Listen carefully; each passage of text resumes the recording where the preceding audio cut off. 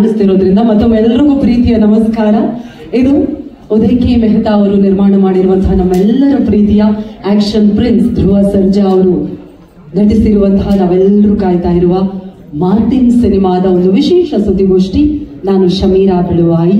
ಮೊದಲನೇದಾಗಿ ನಮ್ಮ ಈ ಸುದ್ದಿಗೋಷ್ಠಿಗೆ ಬಂದಿರುವಂತಹ ಎಲ್ಲ ಮಾಧ್ಯಮ ಮಿತ್ರರದು, ಪ್ರಿಂಟ್ ಆಗಿರ್ಬೋದು, ಎಲೆಕ್ಟ್ರಾನಿಕ್ ಆಗಿರ್ಬೋದು, ಅದೇ ರೀತಿಯಾಗಿ ಡಿಜಿಟಲ್ ಮಾಧ್ಯಮ ಮಿತ್ರರಿಗೆ ಚಿತ್ರತಂಡದ ಪರವಾಗಿ ಪ್ರೀತಿಯ ಸ್ವಾಗತವನ್ನು ಕೋರ್ತಾ ಇದ್ದೀವಿ.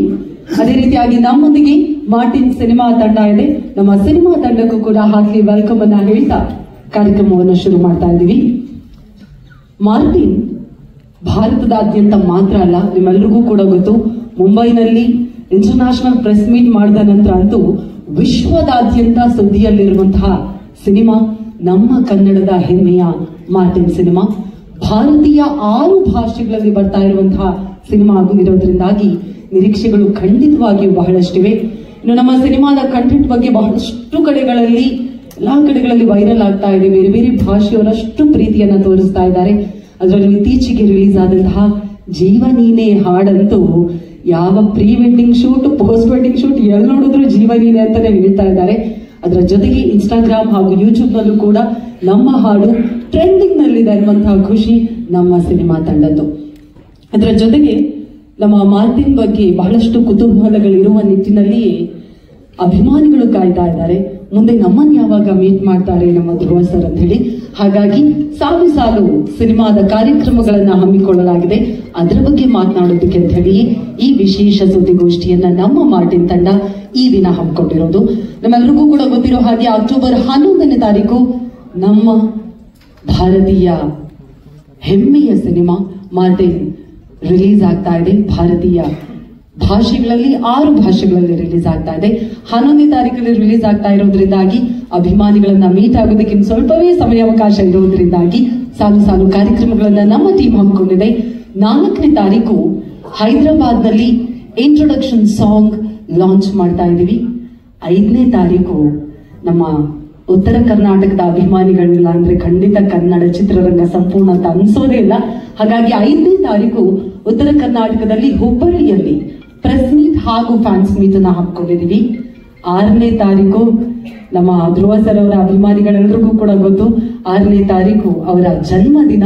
ಹುಟ್ಟುಹಬ್ಬ ಅಂದ್ಕೊಳ್ಳೆ ಜನರಲಿ ಫ್ಯಾನ್ಸ್ ಹತ್ರ ಸೆಲೆಬ್ರಿಟೀಸ್ ನ ನೋಡೋದಕ್ಕೆ ಫ್ಯಾನ್ಸ್ಗಳು ಬರ್ತಾರೆ, ಸೆಲೆಬ್ರಿಟಿಗಳ ಹತ್ರ, ಸ್ಟಾರ್ಗಳ ಹತ್ರ. ಆದ್ರೆ ನಮ್ಮ ಸೂಪರ್ ಸ್ಟಾರ್ ನಮ್ಮ ಅಭಿಮಾನಿಗಳ ಹತ್ರನೇ ಹೋಗ್ಬೇಕು ಅನ್ನೋ ನಿಟ್ಟಿನಲ್ಲಿ 6ನೇ ತಾರೀಕು ಅವರ ಹುಟ್ಟಿದ ದಿನ ದಾವಣಗೆರೆಯಲ್ಲಿ 6ನೇ ತಾರೀಕು ಪ್ರೀ ರಿಲೀಸ್ ಇವೆಂಟ್ ಅನ್ನ ಹಮ್ಮಿಕೊಳ್ಳಲಾಗಿದೆ.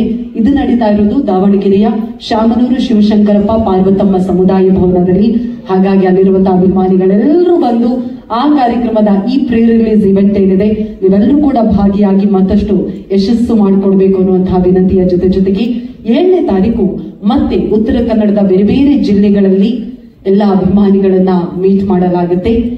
I am very excited and thank you all of you for coming here, and thank you for showering so much love for our song Jeevanine. Seeing on the reels on Instagram and the pre-wedding shoot, post-wedding shoot, people are doing it and loving the song. It's actually an overwhelming feeling as an actress that seeing other people dancing and singing on my song.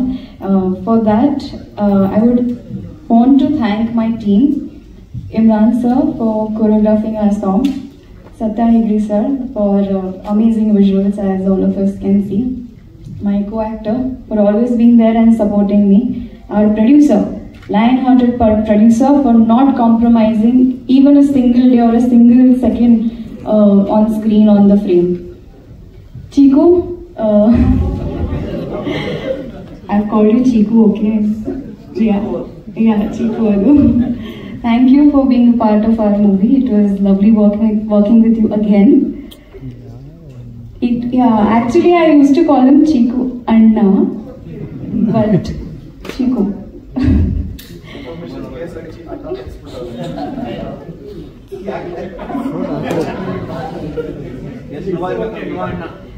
Yeah, no Anna, okay. And thank you Murli sir. We couldn't work in this film, but we have worked before, and sir, thank you for your presence. Mohan sir, thank you sir. And thank you to everyone, of course my makeup who's done song Jeevanine, Prajwala and Kirtana. It was their Kamal that you can see on the screen with our makeup and hair. So thank you all of you. 11 October 11ಕ್ಕೆ release ಆಗ್ತಾ ಇದೆ Martin. Family ಜೊತೆ ಥಿಯೇಟರ್ಗೆ ಬನ್ನಿ, cinema ನೋಡಿ and ಆಶೀರ್ವಾದ ಮಾಡಿ. ತುಂಬಾ ಖುಷಿ ಆಯ್ತು ವೈಭವಿ ಅವರೇ, ಎಷ್ಟು ಚೆನ್ನಾಗಿ ಹೇಳಿದ್ರಿ. ಮುರಳಿ ಮಾಸ್ಟರ್, ಮೊದಲನೇದಾಗಿ ಎಲ್ಲರಿಗೂ ನಮಸ್ಕಾರ. ವೇದಿಕೆ ಮೇಲಿರೋರ್ಗೆಲ್ರಿಗೂ ನಮಸ್ಕರಿಸ್ತಾ, ತುಂಬಾ ದಿನ ಆಗಿದೆ ಮಾತಾಡಿ, ಹಂಗಾಗಿ ಮಾತಾಡಕ್ ಬರಲ್ಲ, ಮರ್ತೋಗಿದೆ ಎಲ್ಲ. ಮಾರ್ಟಿನ್ ಇದ್ರ ಬಗ್ಗೆ ಕೇಳೋದಾದ್ರೆ ಆಲ್ಮೋಸ್ಟ್ ಇದು ಇಂಡಸ್ಟ್ರಿ ಅವ್ರಿಗೆಲ್ಲ ಪಬ್ಲಿಕ್ಗೂ ಗೊತ್ತು ಇದು ಸಿಕ್ಕಾಪಟ್ಟೆ ಹೈ ಬಜೆಟ್ ಪಿಕ್ಚರ್ ಅಂತ. ಕಾಮನ್ ಆಗಿ ಎಲ್ಲರೂ ಫಸ್ಟ್ ಬಜೆಟ್ ಕೇಳಿದ ತಕ್ಷಣ ಅಷ್ಟೊಂದು ಹಾಕವ್ರ ಅಂತಾನೆ ಶಾಕ್ ಆಗ್ತಾರೆ. 100% ಸಿನಿಮಾ ರಿಲೀಸ್ ಆದ್ಮೇಲೆ ನೋಡು ಶಾಕ್ ಆಗ್ತಾರೆ, ಹಿಂಗೆಲ್ಲ ತೆಗೆದಿದಾರ ಗುರು ಅಂತ. ನಿಜವಾಗ್ಲು ಮೇಕಿಂಗು ಇದು ಸುಮ್ಮನೆ ನಾವು ಆಕ್ಟ್ ಮಾಡಿದೀವಿ ಅಂತ ಹೇಳ್ತಿರೋದಲ್ಲ, ನಾನೊಂದಷ್ಟು ವಿಜುವಲ್ಸ್ ನೋಡಿದೀನಿ, ಯಾವ ಹಾಲಿವುಡ್ ಪಿಕ್ಚರ್ಗೂ ಕಡಿಮೆ ಇಲ್ಲ. ಆ ತರ ಒಂದು ಅದ್ಭುತವಾದಂತ ಮೇಕಿಂಗ್ ಬಂದಿದೆ. ಅರ್ಜುನ್ ಸರ್ದು ಕತೆ, ನಮ್ಮ AP ಅರ್ಜುನ್ ಅವರು ಡೈರೆಕ್ಟ್ರು, ಹಂಗಾಗಿ ಇದು ಡೈರೆಕ್ಟ್ರು, ನಮ್ಮ ಬ್ರದರ್ ಹೀರೋ ಉದಯ್ ಸರ್, ಎಲ್ಲರ ಕೆರಿಯರಲ್ಲೂ ಇದು ಸಿಕ್ಕಾಪಟ್ಟೆ ಹೈ ಬಜೆಟ್ ಮೂವಿ. ಹಂಗಾಗಿ ಇದು ತುಂಬಾ ಚೆನ್ನಾಗಿ ಆಗತ್ತೆ. ಯಾಕೆ 100% ಕಷ್ಟಪಟ್ಟು ಕೆಲಸ ಮಾಡಿದ್ರೆ ನಮ್ಮ ಕನ್ನಡ ಜನತೆ ಕೈ ಬಿಡಲ್ಲ. ಅಂಡ್ ಇದು ನಮ್ಮ ಕನ್ನಡ ಸಿನಿಮಾ ಪ್ಯಾನ್ ವರ್ಲ್ಡ್ ಅಂತ ಹೇಳ್ಕೊಳ್ಳೋಕ್ಕೂ ಖುಷಿ ಆಗುತ್ತೆ. ಯಾಕಂದ್ರೆ ಎಲ್ಲಾ ಭಾಷೆಗಳಲ್ಲೂ ಒಳ್ಳೆ ರೆಸ್ಪಾನ್ಸ್ ಸಿಗ್ತಾ ಇದೆ ಅಂತ. ಈಗ ಆಲ್ರೆಡಿ ಒಂದಷ್ಟು ಮುಂಚೆನೆ ಬಿಸ್ನೆಸ್ಗಳಾಗತ್ತಲ್ಲ ಆ ಥರದ್ದು. ಸೊ ಇದೊಂದು ದೊಡ್ಡ ಮಟ್ಟದ ಸಕ್ಸಸ್ ಆಗಬೇಕು. ಯಾಕೆಂದ್ರೆ ಇದು ನಮ್ಗೆ ಇಂಡಸ್ಟ್ರಿ ಅವ್ರಿಗೆ ಗೊತ್ತಿರೋಂಗೆ ಒಂದು ಸಿನಿಮಾ ಅಂತ ಬಂದ್ರೆ ಒಂಚೂರು ಪರ ವಿರೋಧ ಇರುತ್ತೆ. ಬಟ್ ಈ ಸಿನಿಮಾ ಬಗ್ಗೆ ಇಂಡಸ್ಟ್ರಿ ಅವ್ರು ಎಲ್ಲರೂ ಪರವಾಗಿದ್ದಾರೆ. ಯಾಕೆ ಅಂದ್ರೆ ಈ ಸಿನಿಮಾ ಗೆದ್ರೆ 100% ನಮ್ಮ ಕನ್ನಡದ್ದು ಒಂದು ಮಾರ್ಕೆಟ್ ಇನ್ನೊಂದು ಲೆವೆಲ್ಗೆ ಬಿಲ್ಡ್ ಆಗುತ್ತೆ. ನಮ್ಮ ಕನ್ನಡ ಇಂಡಸ್ಟ್ರಿ ಬಗ್ಗೆ ಮಾತಾಡ್ತಾರೆ ಅಂತ ಕನ್ನಡ ಇಂಡಸ್ಟ್ರಿ ಎಲ್ರಿಗೂ ಆಸೆ ಇದೆ. ಇದು ತುಂಬಾ ದೊಡ್ಡದಾಗಿ ಹಿಟ್ಟಾಗ್ಲಿ ಅಂತ ಖಂಡಿತವಾಗ್ಲೂ ಆಗುತ್ತೆ. ಎಲ್ಲರೂ ಅಕ್ಟೋಬರ್ 11ನೇ ತಾರೀಕು ದಯಮಾಡಿ ಬನ್ನಿ, ಮಾರ್ಟಿನ್ ನೋಡಿ. ಖುಷಿ ಆಗ್ತಿದೆ. ಬೇರೆ ಬೇರೆ ಭಾಷೆನಲ್ಲಿ ನಾನು ನೋಡ್ಕೊಂಬೋದು ಹೆಂಗ್ ಕಾಣಿಸ್ತೀನಿ ನಾನು ಯಾಕಂದ್ರೆ ಕನ್ನಡ ಬಿಟ್ಟು ಬೇರೆ ಬರಲ್ಲ. ಅಟ್ಲೀಸ್ಟ್ ಯಾರು ಡಬ್ಬಿಂಗ್ ಮಾಡಿರ್ತಾರಲ್ಲ ಅದ್ರಲ್ಲಿ ನೋಡಿ ಖುಷಿ ಪಡ್ಕೊಳ್ಳೋಣ. ನಮ್ದು ಮೊದಲನೇ ಪಿಕ್ಚರ್ ಇದು, ಬೇರೆ ಭಾಷೆಗಳಲ್ಲಿ ಹೋಗ್ತಿರೋದು. ನಿಮ್ ಸಪೋರ್ಟು ಸಿನಿಮಾ ಮೇಲೆ ಸದಾ ಹೀಗೆ ಇರಲಿ. ಅಕ್ಟೋಬರ್ 11ನೇ ತಾರೀಕು ದಯಮಾಡಿ ಎಲ್ಲರೂ ಬನ್ನಿ, ನೋಡಿ, ಹರಿಸಿ, ಆಶೀರ್ವದಿಸಿ. Thank you so much Chikkanna sir. ಇದೀಗ ನಮ್ಮ ನಿರ್ಮಾಪಕ ಕಾರ್ಯಕ್ರಮ ವೀಕ್ಷಿಸ್ತಿರೋ ಎಲ್ಲ ತಾಯಂದಿರಿಗೆ ಆ್ಯಂಡ್ ಎಸ್ಪೆಷಲಿ ನನ್ನ VIPsಗೆ ಎಲ್ರಿಗೂ ನಮಸ್ಕಾರ. ಸೊ ನಿಮ್ಮೆಲ್ರಿಗೂ ಗೊತ್ತಿರೋಂಗೆ ಮಾರ್ಟಿನ್ನು ಇದು ಅಕ್ಟೋಬರ್ 11ನೇ ತಾರೀಕು ಬಿಡುಗಡೆ ಆಗ್ತದೆ. ಇದು ಈ ಚಿತ್ರಕ್ಕೆ ಸಾಕಷ್ಟು ಜನ ಟೈಮ್ ಡೆಡಿಕೇಟ್ ಮಾಡಿದ್ದಾರೆ, ಎಸ್ಪೆಷಲಿ ಟೆಕ್ನಿಷಿಯನ್ಸ್. ಯಾಕೆಂದರೆ ಒಬ್ಬರು ಟೆಕ್ನಿಷಿಯನ್ಸ್ ಯೂಶಲಿ 100 days ವರ್ಕ್ ಮಾಡ್ತಾರೆ. ಬಟ್ ನಮ್ಮ ಸಿನಿಮಾಗೆ ಏನೋ ಸ್ಕ್ರೀನ್ಸ್ ದಾಟ್ಕೊಂಡು ಮಾಡ್ತೀವಿ ಅಂತಾರಲ್ಲ, ಸೊ ಆ ಥರ ನಮ್ಮ ಮುರಳಿ ಮಾಸ್ಟರು ಸಾಂಗ್ ಒಂದು 14 ದಿವಸ ಶೂಟ್ ಮಾಡಿದ್ವಿ, ಇಂಟ್ರೊಡಕ್ಷನ್ ಸಾಂಗು. ಆ್ಯಂಡ್ ನಮ್ಮ ಮೋಹನ್ ಸರ್ ಪ್ರತಿಯೊಂದು ಸೆಟ್ನು ಮಿನಿಯೇಚರಲ್ಲಿ ಕ್ರಿಯೇಟ್ ಮಾಡಿ ಮಿನಿಯೇಚರ್ನ ತಗೊಂಡು ಯೂಸ್ ಟು ಎಕ್ಸ್ಪ್ಲೇನ್. ಸೊ ಹಿಂಗೆ ಎಂಟ್ರಿ ಹಿಂಗಿರುತ್ತೆ, ಇಲ್ಲಿ ಶೂಟ್ ಮಾಡ್ಬೋದು, ಕ್ಯಾಮ್ರಾ ಪ್ಲೇಸ್ ಮಾಡೋದಕ್ಕೆ ಇಲ್ಲಿ ಜಾಗ ಎಲ್ಲ ಇದೆ, ಇದು ಓಕೆನಾ, ಇದು ಫ್ರೇಮ್ ಫಿಲ್ ಮಾಡೋದಕ್ಕೆ ಇದು ಓಕೆನಾ ಅಂತ ತುಂಬಾ ಡೀಟೇಲಾಗಿ ವರ್ಕ್ ಮಾಡಿರೋದಕ್ಕೆ thank you so much. And ಗೆಳೆಯ ಚಿಕ್ಕಣ್ಣಂದು ನಂದು ಒಂದು ಕಾಶ್ಮೀರ್ ಎಪಿಸೋಡ್ ಇತ್ತು, ಚೆನ್ನಾಗಿ ವರ್ಕ್ ಆಗುತ್ತೆ ಅಂತ ನಾನು ಹೇಳೋದಕ್ಕಿಂತ ಒಂದು ದೊಡ್ಡ ಟ್ವಿಸ್ಟ್ ಇರುತ್ತೆ ನಂದು ಚಿಕ್ಕಣ್ಣ ಅವ್ರದ್ದು ಈ ಸಿನಿಮಾದಲ್ಲಿ. And Chikkanna is of course very friendly and ತುಂಬಾ ಖುಷಿಯಾಗುತ್ತೆ ವರ್ಕ್ ಮಾಡೋದಕ್ಕೆ.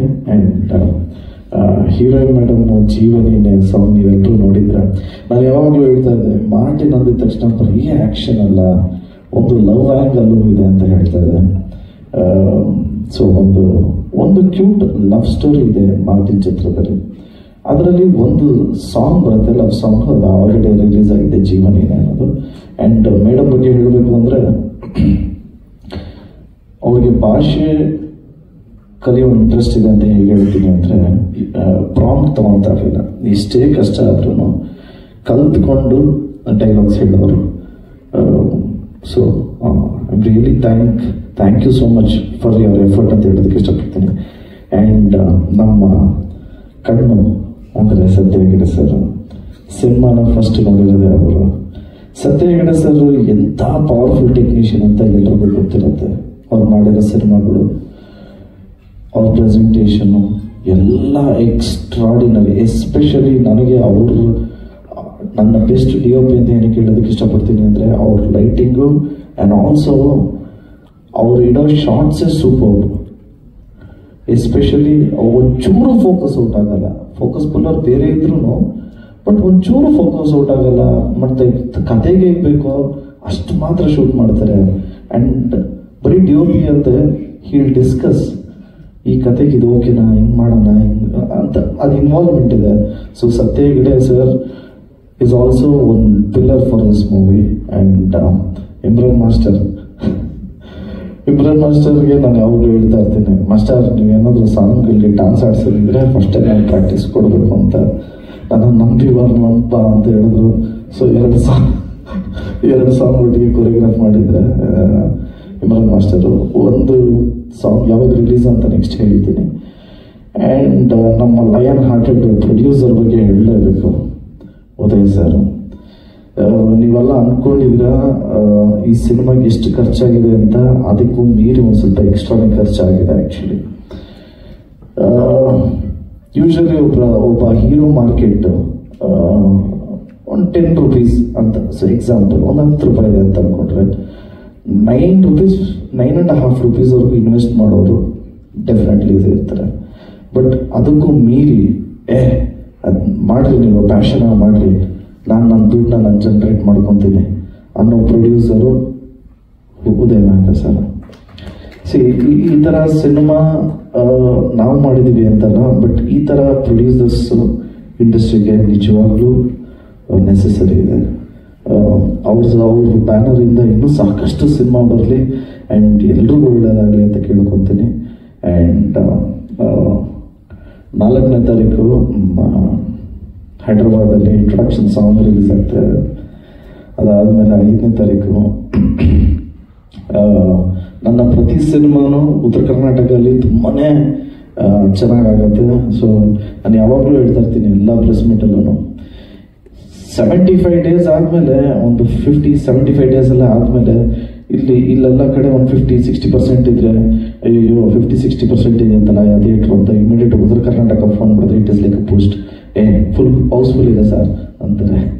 ಸೊ ಉತ್ತರ ಕರ್ನಾಟಕ ಮಂದಿ ನಮ್ಗೆ ಯಾವಾಗಲೂ ಆಗ್ಬಿಟ್ಟಿದ್ದಾರೆ, ಅಂದರೆ ನನ್ನ ಜೊತೆ ನಿಂತಿದ್ದಾರೆ ಅಂತ ಹೇಳೋದಕ್ಕೆ ಇಷ್ಟಪಡ್ತೀನಿ.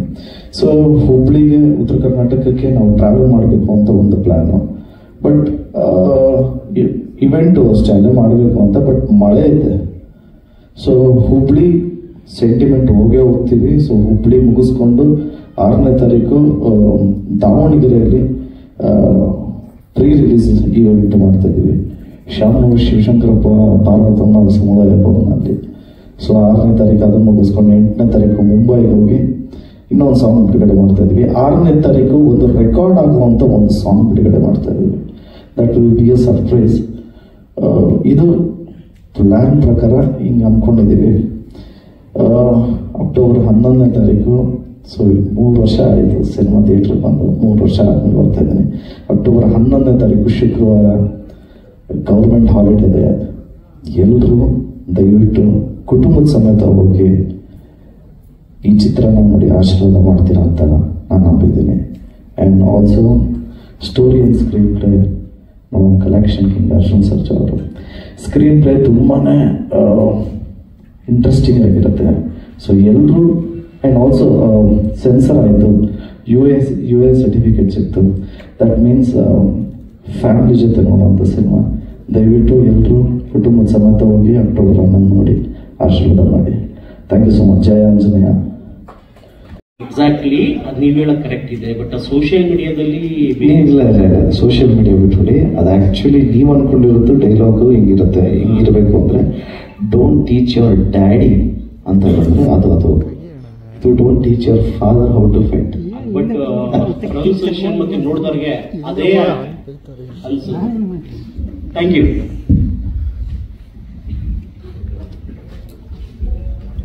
ನಿರ್ಮಾಪಕರ, ಈಗ ನೀವು ರಿಲೀಸ್ ಟೈಮ್ ಬರುವಾಗ ನಿರ್ದೇಶಕರನ್ನ ಯಾಕೆ ದೂರ ಇಡ್ತಾ ಇದ್ದೀರಿ ಅಂತ? ಸರ್, ಅದು ಈಗ ಪ್ರೆಸೆಂಟ್ಲಿ ಕೋರ್ಟಲ್ಲಿದೆ. ಓಕೆ, ಆಯ್ತಾ? ಸೊ ಯಾರು ಇಟ್ಟಿದ್ದಾರೆ ಅನ್ನೋದು ಅಲ್ಲಿ ಗೊತ್ತಾಗುತ್ತೆ. ಅಲ್ಲ, ನಾನು ಇಲ್ಲಿ ಬಂದ್ಮೇಲೆ ಅವ್ರನ್ನ ನೋಡಿಲ್ಲ, ಫೋನ್ ಮಾಡಿದೆ ನಾನು ಅರ್ಜುನ್ ಅವ್ರಿಗೆ. ನಮಗೆ ಈ ಪ್ರೆಸ್ ಮೀಟ್ ಇನ್ಫಾರ್ಮೇಶನ್ ಇಲ್ಲ ಅಂದ್ರು. ಒಬ್ಬ ನಿರ್ದೇಶಕನ ಪರಿಸ್ಥಿತಿ ಈ ತರ ಆದ್ರೆ ಹೇಗೆ ಅಂತ. ಒಬ್ಬ ನಿರ್ಮಾಪಕನ ಪರಿಸ್ಥಿತಿ ಏನು ಅಂತ ತಿಳ್ಕೊಂಡ್ಮೇಲೆ ಅದು ಡಿಸೈಡ್ ಆಗುತ್ತೆ. ಅದು ಏನಾಗಿದೆ ಆಕ್ಚುಲಿ ನಿಮಗೆ? ಅಲ್ಲ, ಅದು ಇದೆಯಾ ಹೇಳುತ್ತಲ್ಲ.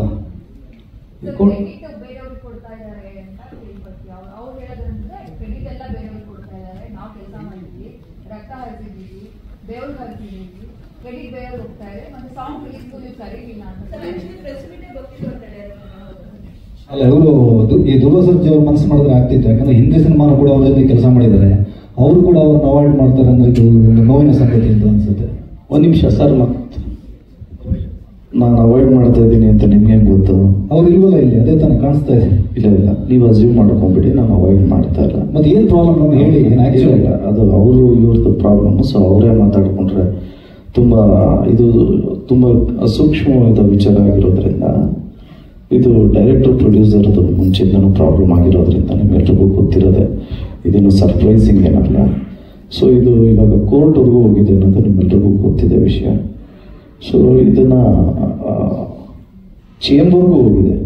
ಸೊ ಚೇಂಬರಲ್ಲೇ ಬಗೆಹರಿದರೆ ಅದು ಇವಾಗ ಕೋರ್ಟ್ಗೆ ಹೋಗಿದೆ ಅಲ್ವಾ. ಸೊ ಚೇಂಬರ್ಗಿಂತ ದೊಡ್ಡವನ ಸರ್ ನಾನು. ಚೇಂಬರ್ ಅಂದರೆ it is a mother board ಅಲ್ವಾ, ಅಲ್ಲೇ ಬಗೆಹರಿಲಿಲ್ಲ ಅಂದರೆ ಸೊ ನಾನು ಅದಕ್ಕಿಂತ ದೊಡ್ಡವನಲ್ಲ ಸರ್. ಸೊ ಇವಾಗ ಪ್ರೊಡ್ಯೂಸರ್ ಮಾತಾಡಿದ್ರೆ ಚೆಂದ. ಅದಕ್ಕೆ ಒಂದು ಮಧ್ಯಂತರ ಅರ್ಜಿ ಹಾಕಿದ್ರು, ಅದು ನಿನ್ನೆ ವಜಾ ಆಗಿದೆ. ಸೊ ನಿಮ್ಮ ಗಮನಕ್ಕಿರಲಿ.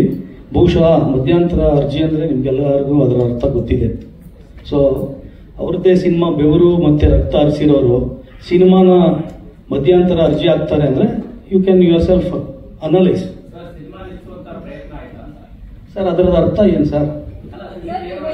ಅದೇ ಈಗ ಕೋರ್ಟಲ್ಲಿ ಇದೆ ಸರ್. ಇದೀಗ ನಾನು ಓಪನ್ ಪ್ಲಾಟ್ಫಾರ್ಮ್ ಅಲ್ಲಿ ಡಿಸ್ಕಸ್ ಮಾಡೋಂಥ ವಿಷಯ ಅಲ್ಲ. ಟೈಮ್ ಬಂದಾಗ 12ನೇ ತಾರೀಕು ಮಾತಾಡ್ತೀನಿ ಮೇಡಮ್.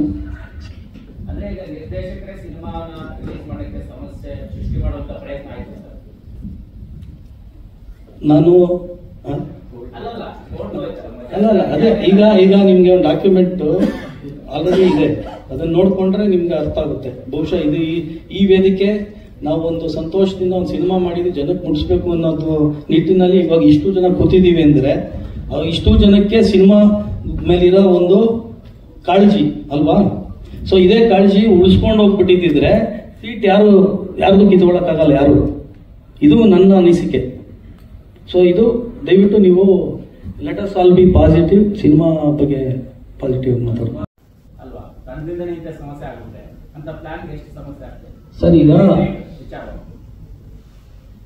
ಈಗ ನೀವು ಏನ್ ಪ್ರಶ್ನೆ ಕೇಳ್ತಾ ಇದ್ದೀರಾ, ಅದು ಇವಾಗ ನಿನ್ನೆಗೆ ನಾನು ಉತ್ತರ ಕೊಟ್ಟೆ ಅಲ್ವಾ. ಆ ಥರದ್ದೇನೂ ಇಲ್ಲ.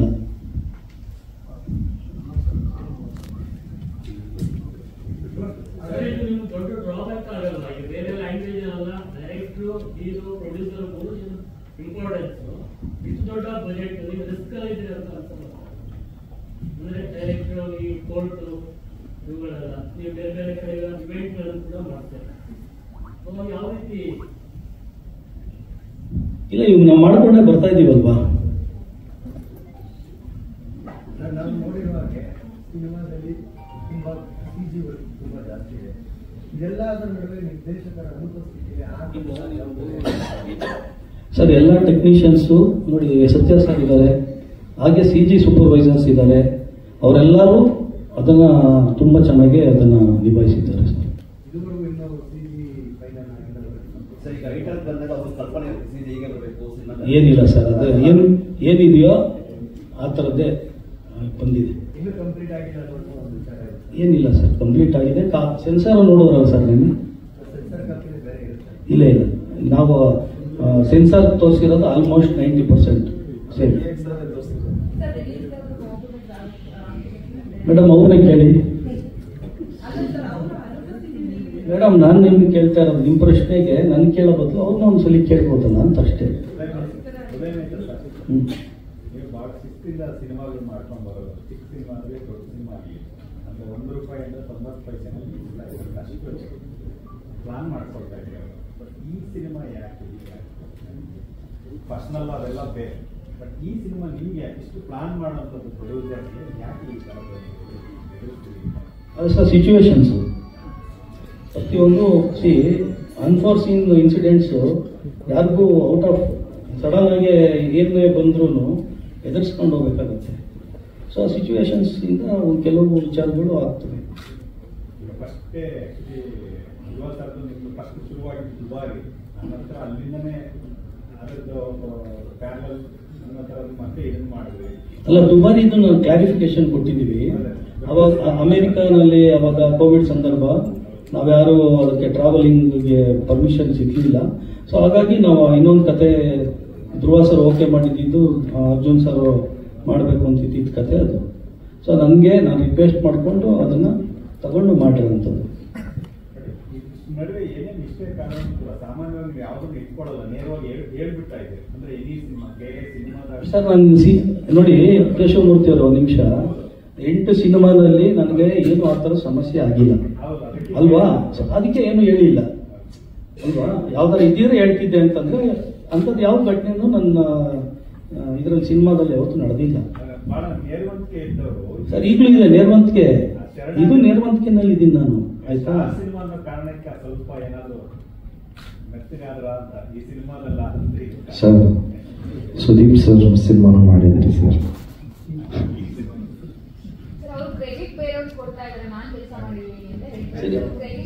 ಕ್ರೆಡಿಟ್ ಅಂದ್ರೆ ಏನು ಮೇಡಮ್? ಇದೆ ನೋಡಿ, ಡೈರೆಕ್ಟರ್ ಹೆಸರಿದೆ. ಯಾವ ಸಾಂಗ್ ರಿಲೀಸ್ ಆಗಿದೆ?